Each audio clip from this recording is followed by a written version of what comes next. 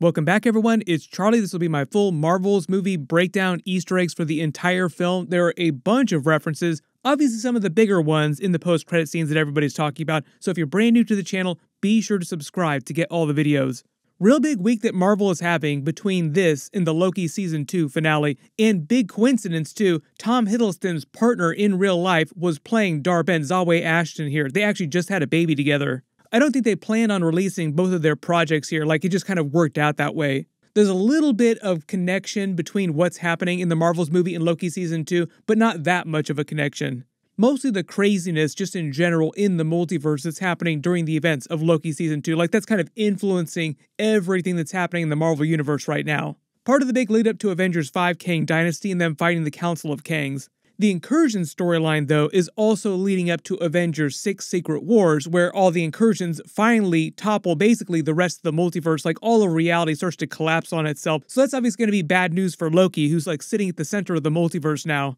But essentially, that was like the biggest concept that they did during the movie, is basically showing you what an incursion actually looks like when two universes begin to collide with each other. But before we get too deep into the weeds, careful for spoilers. If you haven't seen the movie yet, we'll just start at the beginning, work our way through shot by shot, talking about Easter eggs, WTF moments, obviously a bunch of X-Men teasers. Previously on X-Men. Starting with the new Marvel logo intro, they added a bunch of scenes of Monica Rambeau and Kamala Khan just to sort of catch people up, I think, on who they are if they didn't watch the Ms. Marvel series or they didn't watch WandaVision.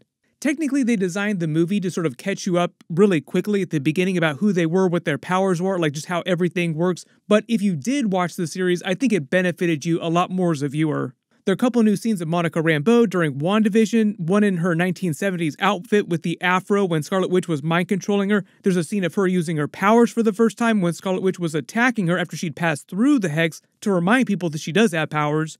This is a new scene of Ms. Marvel from Ms. Marvel Episode 1 when she put her bangle on for the first time and it fully activated or started activating her mutant powers, basically activating her X gene.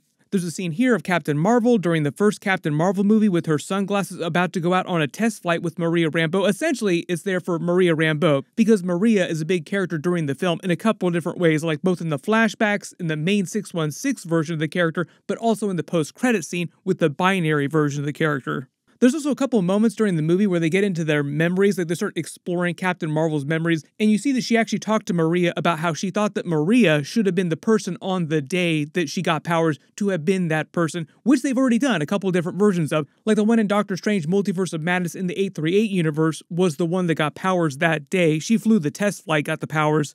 And it turns out the same thing or something similar happened in the X-Men universe at the end of the movie, where she became the binary version of the character. There's a brand new Captain Marvel theme song that they play over the opening titles, and the actual opening scene is of Kree's dying son with Darben taking their fleet to an alien world where they've discovered the second bangle, which they reveal are the quantum bands of Quasar from the comics.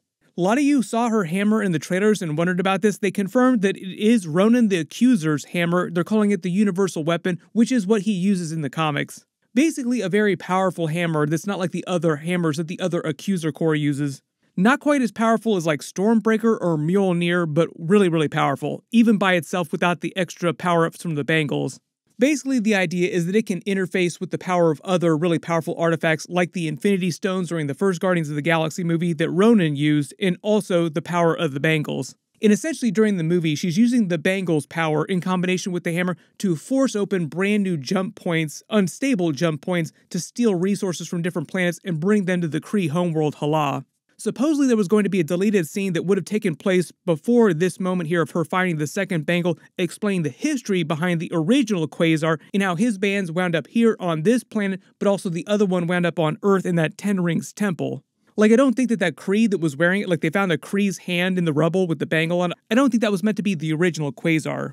But basically there's this conceit in the Marvel universe, like the MCU, of all these jump points around the universe. They explained that the quantum bands were used to create that jump network. In the comics, the quantum bands are kind of like Green Lantern rings. They're powered by the quantum realm. That's why they're called the quantum bands. They're usually bestowed on whoever becomes the next Quasar.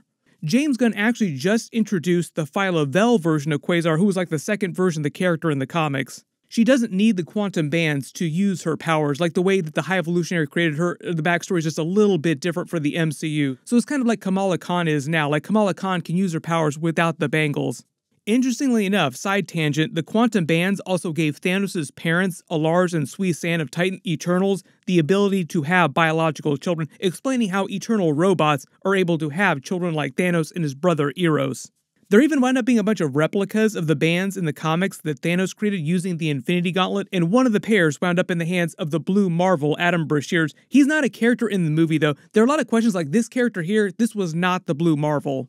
Dar-Ben, the main villain of the movie, played by Zawe Ashton, is a character from the comics, but they changed her a lot from the comics, and the whole idea is that the Kree race suffered this collapse after Captain Marvel killed the Kree Supreme Intelligence. They also explained that in the MCU, the Supreme Intelligence was actually artificial intelligence that drove them to war, that initially started the Kree-Skrull War, because it just felt like it was the optimal direction for their race to go. But the whole idea is that a civil war erupted like a power struggle in the vacuum left by the absence of the Supreme Intelligence, and it wound up destroying their planet, basically causing their sun to almost die out. I don't know what happened during their civil war that caused their sun to almost die out billions of years before it was supposed to. Must have been a really nasty war. Thus, they dubbed Captain Marvel the Annihilator, which they reference a couple times in the movie, which is a reference to a couple different things. Like it's a reference to the Annihilus character from the Fantastic Four comics, to the Annihilation storyline in the comics, which a lot of the Guardians of the Galaxy story is based on in the movies. James Gunn also said for like a hot second, Annihilus was going to be the main villain of Guardians of the Galaxy 3 and the person who would have created Rocket, but it would obviously have been a much different version of the character from the comics. He's mostly a Fantastic Four character, so maybe we'll see him in the Fantastic Four sequels at some point, or like the Annihilation Wave. But basically, Dar-Ben was there when Captain Marvel came to kill the Kree Supreme Intelligence. She was wounded and basically blames Captain Marvel for everything bad that's happened to their race since then, which obviously is false. Like, it's obviously a bad idea, but she's meant to be pretty crazy already when the movie starts. The movie jumps back to Jersey City and we see the sign. This was actually featured in all the end credits scenes for the Miss Marvel series. They basically give us like a tutorial in Miss Marvel's character, kind of catching people up what her powers are, like how she works as a character just in general. This scene is meant to take place before the Miss Marvel Episode 6 post-credit scene because we later see that during the events of the movie. Pretty much everything around her room is the exact same from that Miss Marvel post-credit scene. These are her friends from school, Bruno and Nakia. There's a bunch of Avengers art, Captain Marvel art around her room. A lot of the Captain Marvel art in the pictures are a combination of panels just taken directly from the comics, like they are comic book panels in real life, and some are actually taken from real-life promotions from the first movie. Like, there's a lot of Brie Larson pictures as Captain Marvel. It's just basically taken from posters for the first movie. I think some of the toys she has around her room, too, are also stuff that got sold by Marvel in real life. Notice in the background, zoom in and enhance, this is her YouTube channel, Sloth Baby Productions, where she makes her Avengers fan films. You notice she's using her powers to do casual things, like closing the door so her mother can't hear her. The story she's working on here, like the giant robot adventure she's having with Captain Marvel, like her little fan fiction, is based on the Kree Sentry character, which is a comic book character. They actually used the character during the animated Fantastic Four series. It was voiced by Mark Hamill, Luke Skywalker himself. The way they animate her story while she's reciting it is the same way they did for her Avengers Endgame fan films in Miss Marvel Episode 1. Notice in her notes here on the page the word parallel is written a couple times. I think that's meant to be foreshadowing for the parallel universes that Monica Rambeau gets stuck in at the end of the movie. Then when her mother interrupts her again, we find out that she's already back in her suit, and they have the events of the Miss Marvel post-credit scene where she swaps with Captain Marvel for the first time, but they stop it short, like as she's slowly in the middle of transitioning, to jump back in time to show you how this wound up happening. The whole idea is that Dar-Ben using the second bangle to create the false jump points or the messy jump points, and then Monica Rambeau interfacing with one of the jump points and all their powers being based on the same basic principle causes them to be entangled together. There's a little bit of hand waving, like don't try to get too deep into the weeds on how this works because it probably won't hold up. But basically the idea is that their powers are based on the same principles, like they come from the same source fundamentally, and that's why they're entangled. They jump back a couple of days to show you lost memories that Captain Marvel was trying to get back while she was held captive by the Kree all those years, using the same Skrull memory device that we saw during Secret Invasion during the first movie.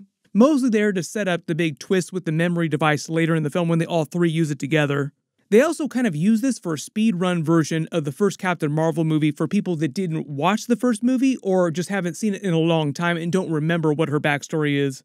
These scenes of her destroying the Kree Supreme Intelligence are based on deleted scenes from the first Captain Marvel movie, but they change it, like they spruce it up just a little bit so it looks a little bit nicer. There are a couple moments also setting up some of Monica's big twist later in the movie where Nick Fury is telling her that she has to glow like Aunt Carol, which she does at the end of the movie when she's fully powered up. Also that she can fly and meet her halfway, which she does during the movie. And Monica can fly in the movie. Like all the stuff that she does in the film are things that she does in the comics. It's just we haven't seen her do them yet. There are a couple sweeps they do across her ship to just show you what her living quarters are like, and there are a lot of artifacts left over from the 90s, but also there's a lot of stuff that she has, like pictures of Monica as an adult when she joined S.W.O.R.D. for the first time, pictures of Maria before she died. She has a couple reading books like Isaac Asimov, some classic sci-fi. A lot of 90s music too, a lot of Beastie Boys that they played later in the episode. Mostly because she is from the 90s, so like that's her taste in music. They reintroduced Goose the cat, who they revealed actually was staying with Monica and Maria during the 5-year time jump, at least up to the point that Maria died. Then Carol took Goose the cat and became her cat, basically. It's meant to be the same Goose the cat from the events of the first movie, but in real life they recast the cat, so it's like different cats in real life that are playing. It's 2 different cats called Tango and Nemo that play Goose. One of the weird details you notice is she wears really loud Crocs, but also because we're talking about Loki Season 2 finale, Loki himself was wearing some weird loafers in the finale when he made his full God of Stories outfit. A lot of talk about people's shoes in the Marvel Universe this week. They're kind of back and forth on how intelligent Flerken are in the MCU. Like, I think they're meant to be kind of smart. Like, they're more intelligent than regular cats, but they're probably not quite as intelligent as, like, the smarter animals like dolphins, for instance. Like, Goose the cat can operate the coffee maker, the basic buttons. The Flerken later in the movie can listen to Nick Fury and the others' commands about eating the other people so they can carry them down to the planet. Speaking of which, they also reveal that Captain Marvel has been keeping in regular contact with Nick Fury since everyone came back in Avengers Endgame, and they reveal his Saber space station that he built with the help of the Skrulls. But this has been happening in the background for a while. Like, they've been teasing the Saber space station for a while. Finally revealed what's been going on with that since the Spider-Man Far From Home post-credits scene. Think about how long ago that movie was. It feels like it's been 84 years. They actually revealed during the Secret Invasion series that the Saber space station is actually funded by the US government. It's kind of like S.H.I.E.L.D. Like S.H.I.E.L.D. was funded by the US government. But generally the movie kind of ignores the events of Secret Invasion. Like, Nick Fury feels like a completely different character, and he doesn't really address anything that's going on with the Skrulls at all. They don't even reference Talos or the other Skrulls that are living on planet Earth, and there are like 1 million Skrulls that were living on planet Earth during Secret Invasion. The Saber space station is based on the S.W.O.R.D. space station from the comics. Joss Whedon, who directed the first 2 Avengers movies and started Agents of S.H.I.E.L.D., also created the S.W.O.R.D. space station in the comics. Surprisingly, it was inside the X-Men comics. There's a lot of X-Men stuff happening in this movie. He calls Captain Marvel the prodigal child of the Milky Way because the Kree-Skrull races live in a totally different galaxy, or they're from a totally different galaxy. She's been spending most of her time since the 90s in that other galaxy since she killed the Supreme Intelligence. She kind of explains later why she never came back, and it's mostly because she felt like she messed up so badly killing the Supreme Intelligence, it destabilized the entire galaxy, and she's been trying to fix everything since then.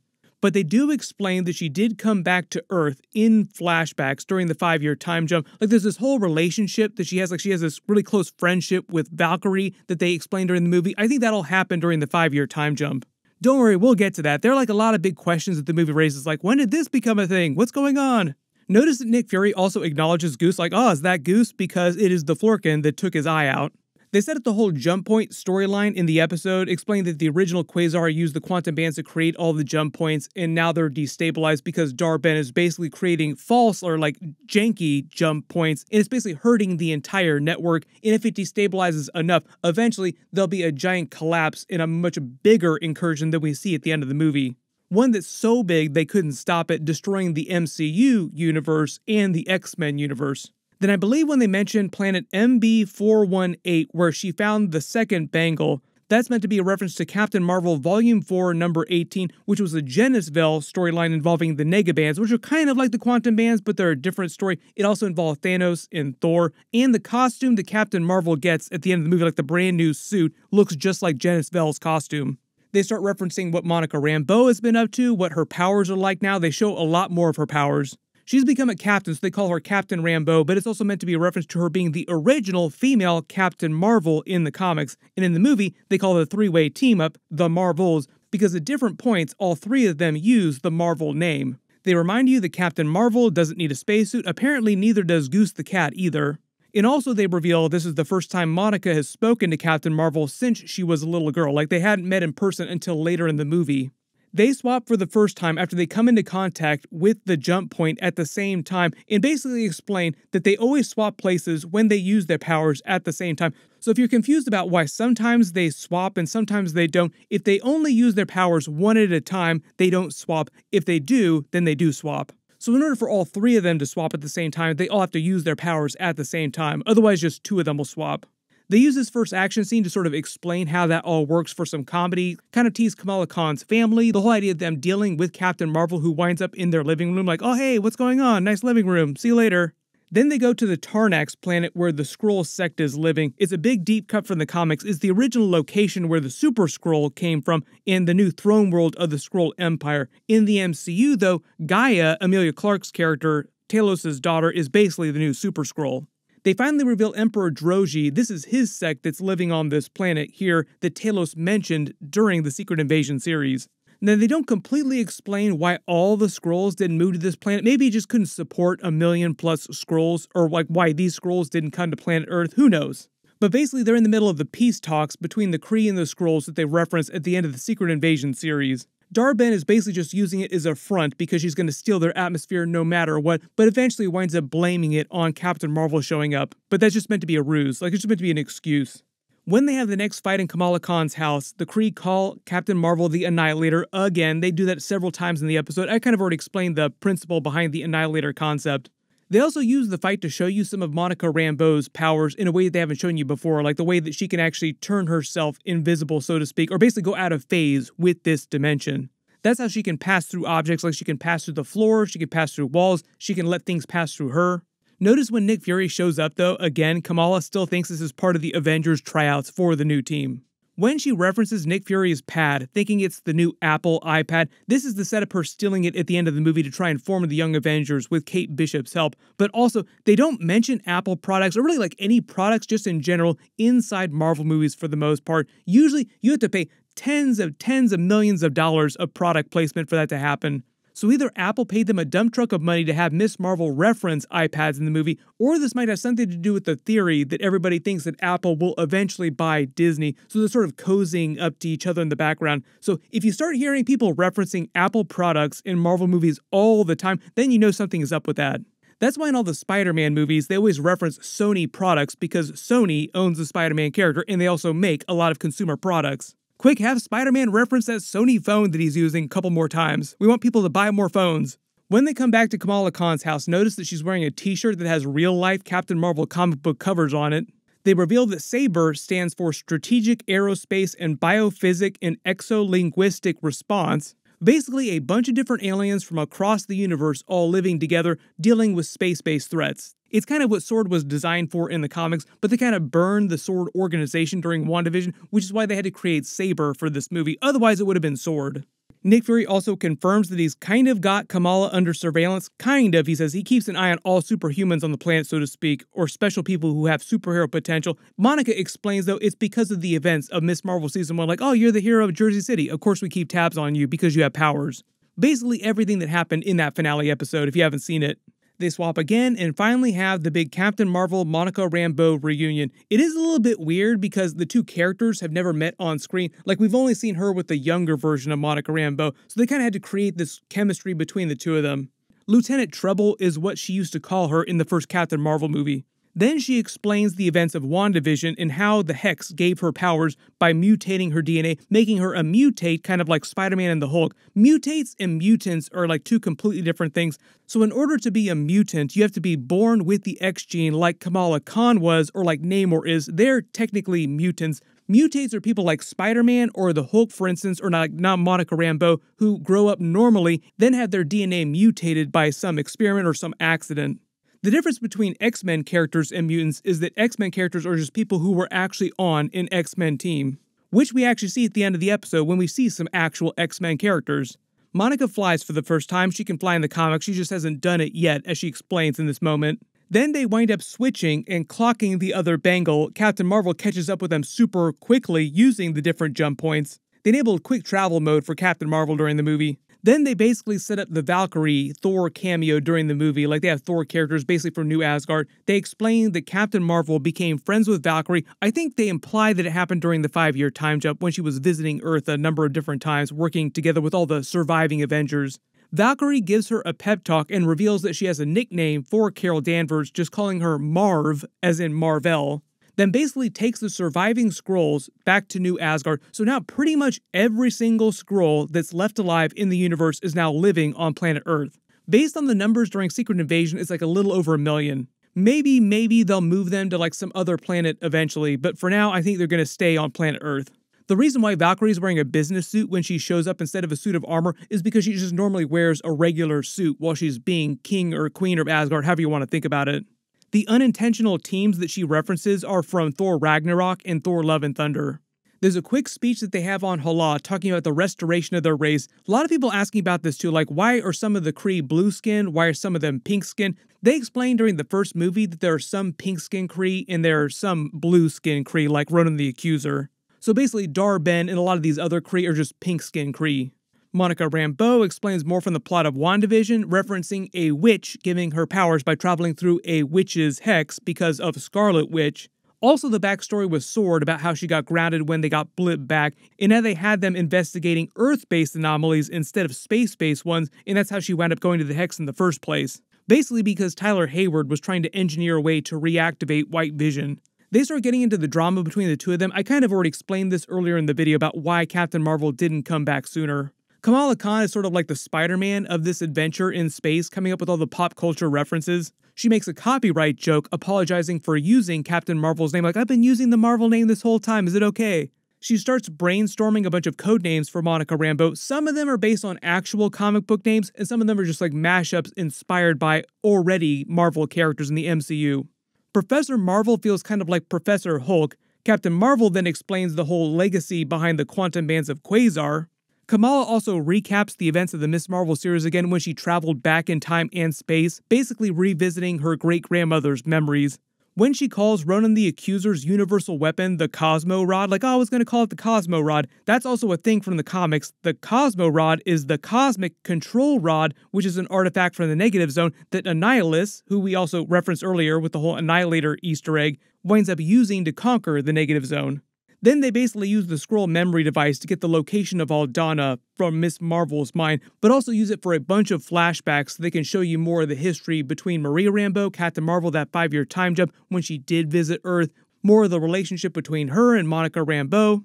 The whole idea is that she came back during that 5-year time jump while Maria was still dying of cancer and agreed to take Goose the Flurkin. There's also a couple lines of dialogue setting up the post-credits scene too, when she says she never wanted to become Captain Marvel, like Maria's saying, I never wanted to be this character, but they've actually done a couple versions of that character already, where she became Captain Marvel in Doctor Strange 2 in the 838 universe, and also in this X-Men universe at the end of the movie. They also explain how she wound up being the person to actually get the powers. They basically said that on that day, they were both racing for the hangar and there was a bet between the two of them, and she won the bet by arriving at the hangar first. Otherwise, it would have been Maria Rambeau to get in the accident and get the powers. There are a couple more flashbacks to the events of WandaVision and Monica Rambeau getting snapped back. I think the ring that Monica is wearing around her neck on the chain is probably her mother's old ring. Generally a big week for multiverse-related stuff between this and Loki Season 2. They set up the whole twist with Goose the Flurkin giving birth when they start noticing the eggs all over the place. Kamala Khan starts brainstorming more codenames for Monica. Firefly is actually a villain from Marvel Comics, a relatively small-time villain that fought the Defenders and Nova separately. Nightlight is actually the name that Kamala was going by before she chose the Miss Marvel name. Like, that's what they were calling her when she was first figuring out her powers, running around trying to be a superhero. So it's sort of like she's trying to use her old codename for Monica Rambeau. It's her. What? Nightlight. Which is a dumb name, by the way. Ugh, agreed. Countess Marvel feels sort of like a mashup of Countess as in Val that we met during Falcon and Winter Soldier and Captain Marvel. Mistress Marvel is just a riff on Miss Marvel, which Monica Rambeau never actually used as a code name in the comics, because when she was introduced in the comics, she just went straight to becoming Captain Marvel, because at that time, Carol Danvers was still called Miss Marvel for a long, long time. Dr. Marvel felt kind of like a Doctor Strange riff. Dr. Bright is actually close to Emily Bright, who's a relatively recent Doctor Strange magic-based character. They mention Nova, who we know that Marvel will introduce at some point, like that's actually a pretty big Marvel character. Supernova Girl just seems like a riff on Binary, who we do see in her mother at the end of the movie. Captain Marvel also kind of goes full Binary when she reignites the Kree's son at the end of the film too. They mention Spectrum, which was one of Monica's names in the comics briefly. Spectrum Vision is just a riff on Vision's name, which they say is already taken. Like, nope, can't use that, already taken. There's a big montage where they play Beastie Boys' Intergalactic because most of Carol Danvers' music taste is from the 90s, so Beastie Boys, 90s music. The actual song played on all the trailers, and there's a bit of an Easter egg in the song itself. One of the lines says, "Don't tell me to smile." That's a reference to the events of the first movie where a lot of people were complaining that Captain Marvel was not smiling enough. They said the whole conceit of the Aladdin planet and the fact that you can only communicate through song, and it is something from the comics. Prince Yan is a comic book character, but it's from the Captain Marvel comics. This is one of those like really weird parts of the movie that you either love or you hate, like all the singing and the dancing. She explains that she became a princess of this planet because she technically had to marry him so that he could keep his throne because they rule by matriarchy and otherwise he would have lost the throne. They also end the movie and she hasn't gotten a divorce, so she's still technically married to him. Mostly I think they put this in the movie just because they wanted it to be super wacky and so they could have a big song and dance number and have Brie Larson actually sing as well as Prince Yan. He's played by Park Seo-joon. Some of you might have recognized him from some other movies. He's actually a pretty famous actor. But if you didn't realize it, Brie Larson is a musician in real life. Like, she's mostly known as an actress, but she's also a musician. She's played a lot of musicians in previous movies as well, so it's actually her singing during the movie. Notice while all this craziness is going on, Monica Rambeau is double-fisting drinks. Then it seems like they have some kind of magical or energy-based power that allows them to transform their clothing, and he basically morphs her clothing into a gown that looks just like her uniform, and it's also how they explain them getting their new versions of the suits later. Monica Rambeau also references Ms. Marvel's fanfiction, which she writes in the comics and also in the MCU. They roll out the new suits and start suggesting more nicknames for Monica. They say Lady of Light. That's actually something that was referencing in the original Monica Rambeau comics. Notice the wings that they try to put on her suit. That's actually a reference to Monica's original suit when she became Captain Marvel. They mention Frequency and Pulsar. Pulsar was another name that Monica Rambeau used for a little while. Kamala Khan's suit, as far as I could tell, is not from the comics. I think they just created it for the movie. And the whole twist with Kamala Khan using her scarf as a weapon is something from the comics. As they're escaping, Kamala mentions, "Oh Captain, my Captain." She was referencing Dead Poets Society, but the actual quote from Dead Poets Society was them in that movie quoting Walt Whitman.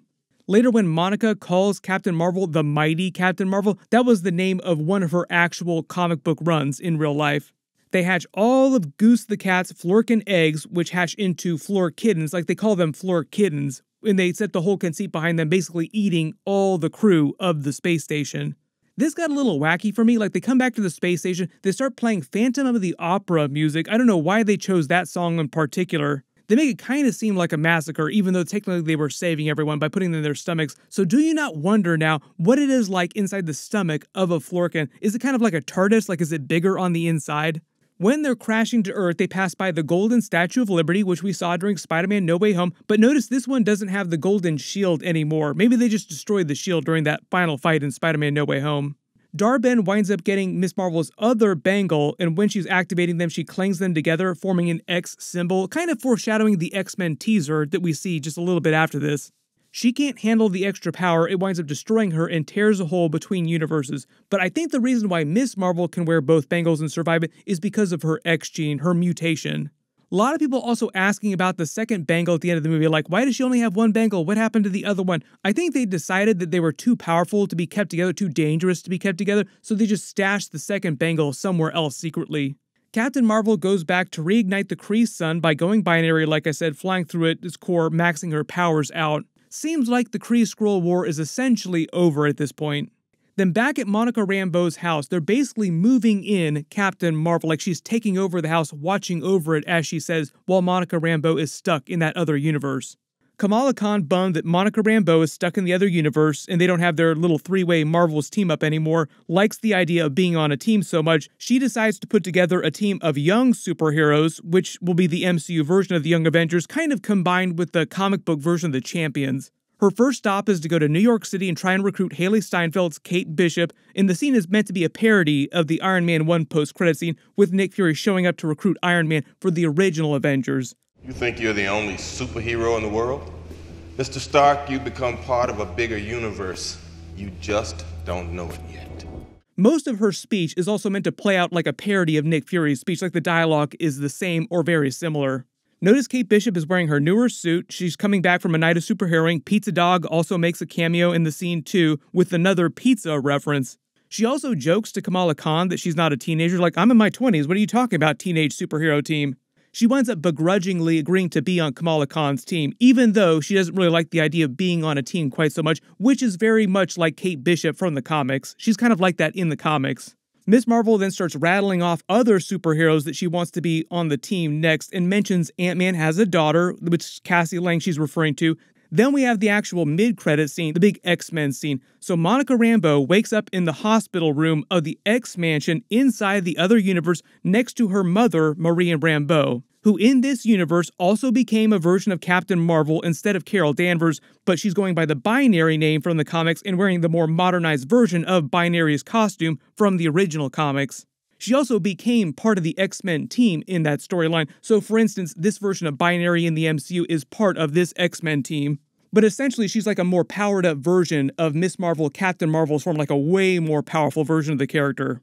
Then because they're in the X-Mansion, like they're in the middle of an X-Men team, we see that Beast is treating them both, and it's Kelsey Grammer back as a version of the character. The big difference this time, though, is that it's completely motion capture. He's not wearing a Beast prosthetic suit like he was during X-Men Last Stand. Monica Rambeau has no idea what's happened, like she doesn't know who the X-Men are, so she thinks this is actually her mother, Maria Rambeau, but in this universe, they explained that Maria never got married, never had children, so Monica doesn't exist in this universe. She has no idea who this woman is. In the whole idea, if it wasn't clear, this isn't meant to be like the main X-Men universe from the Fox movies. It's just meant to be a different universe where a version of the X-Men exists. Like it's not the 838 universe or anything like that. But it does mention Charles, Professor X, wanting an update, so Patrick Stewart also back as another version of Professor X. For the most part, this is meant to be a setup for the events of Deadpool 3, where we'll see a bunch of classic X-Men actors coming back as different versions of their characters from different universes. Then there's kind of a hidden post-credit scene over the very end of the credits, so it's more of a funny moment. It doesn't really have anything to do with the actual plot of future movies. It's meant to be a Flurkin making cat sounds just in audio form over the actual end credits, and it's meant to be a reference to the Avengers Endgame end credit scenes with the banging Iron Man sounds over the credits from the first Iron Man movie.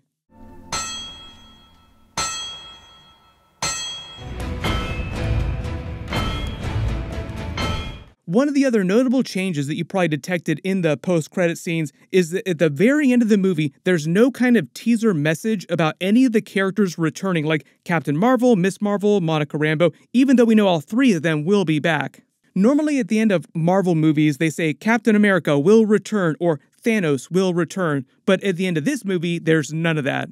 If you spotted any other Easter eggs or references in the movie that I didn't mention in this video or my previous videos, just write them below in the comments. I've got a bunch more Loki videos I'm working on, and my next video will be my Invincible Season 2 Episode 2 video. That should be up later tonight, so be sure to enable alerts for my channel so you don't miss that. Click here for my full Loki Season 2 Episode 6 finale video, and click here for my Marvel's movie post-credit scene video. Thank you so much for watching, everyone stay safe, and I'll see you guys in the next one.